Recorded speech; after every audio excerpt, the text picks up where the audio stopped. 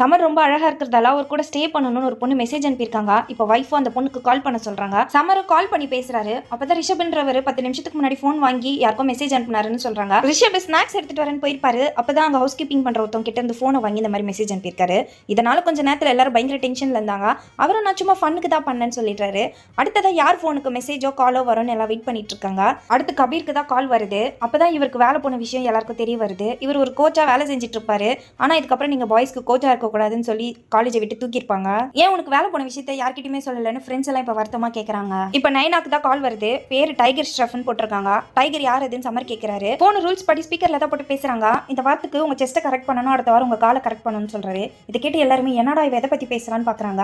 வேற யாரும் இல்ல, ஜிம் கோச் தானா. இவங்க மாடலிங் பண்ணணும்னு ஆசைப்பட்டிருப்பாங்க. அதுக்காக உடம்பு ஃபிட்டா வச்சுக்கிறதுக்காக ட்ரைனிங் போறேன்னு சொல்றாங்க. இதனால சமர் கொஞ்சம் டென்ஷனா இருக்காரு. எதுக்காக நீ மாடலிங் ட்ரை பண்றதை சொல்லலன்னு கேட்கிறாரு. நான் உனக்கு சர்ப்ரைஸ் பண்ணலாம்னு நினைச்சேன்னு சொல்லிடுறாங்க. ஹர்ப்ரீத்தோ வந்து கபீர் கிட்ட உனக்கு வேலை போனதுக்கு எனக்கு ரொம்ப வருத்தமா இருக்குன்னு சொல்லிட்டு இருக்காரு. கபீரும் மூஞ்ச பார்த்தாலே தெரியுது நீ வேற எதுக்காக அடி போடுறா, ஒழுங்கா வந்து விஷயத்த சொல்லுன்னு சொல்றாரு. ரெண்டு பேரோட போனுமே ஒரே மாடல் ஒரே கலர், அதனால கேம் முடிகிற வரைக்கும் நம்ம போனை மாத்தி வைக்கலாம்னு சொல்றாரு. கபீர் நான் எதுக்காக உன் போனை என் போனையும் மாத்தி வைக்கணும்னு கேட்டதுக்கு இவருடைய எக்ஸ் கோமல் டெய்லி நைட்ல குட் நைட் மெசேஜ் அனுப்புவாங்களாம். அதுவும் கொஞ்சம் செக்ஸியான போட்டோட அனுப்புவாங்களாம். இப்போ ஒய்ஃப் கூட இருக்கிறதால அது அவங்க பாத்துருவாங்கல்ல, அதனாலதான் கபீரோட போனோட மாத்தி வைக்க சொல்லி கேட்கிறாரு. கபீர் இங்க சிங்கிளா தான் வந்திருப்பாரு. அவர் கேர்ள் ஃப்ரெண்ட் அக்ஷிதாவை கூட்டு வந்திருக்க மாட்டாரு. அதனால நீ தான் சமாளிப்பேன்னு சொல்றாரு. ஆனா கபீர் இதுக்கெல்லாம் ஒத்துக்க மாட்டாரு. கல்யாணம் ஆகி கூட நீ உன் பழைய எக்ஸ் கூட கடலை போட்டுட்டு இருக்கனா அதுக்கு உன் ஒய்ஃப்க்கு நீ தான் பதில் சொல்லணும், போன் எல்லாம் மாத்த முடியாதுன்னு சொல்லிடுறாரு.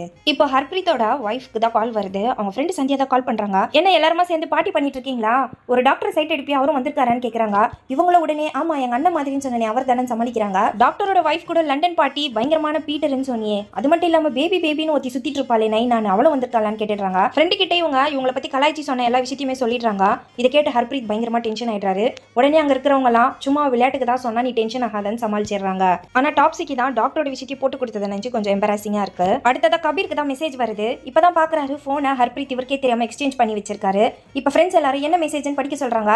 இவரும் வேற வழி இல்லாம படிக்கிறாரு. பார்த்தா கோமல் கிட்ட இருந்து தான் குட் நைட் மெசேஜ் வந்திருக்கு. உன்னோட கேர்ள் ஃப்ரெண்ட் பேர் அக்ஷிதா தானே சொன்ன, யார் இந்த கோமல்னு கேக்குறாங்க. கபீரும் என் கூட வேலை செஞ்ச டீச்சர்னு சமாளிச்சிட்டாரு.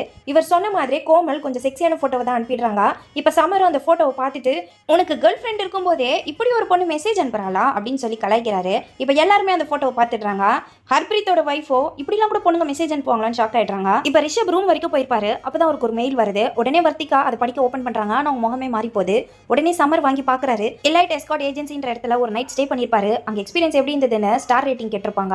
ரிஷப் இந்த மாதிரி இடத்துல ஒரு பொண்ணோட நைட் ஸ்டே பண்ணாருன்றதை அவங்களால கொஞ்சம் கூட ஏத்துக்க முடியல.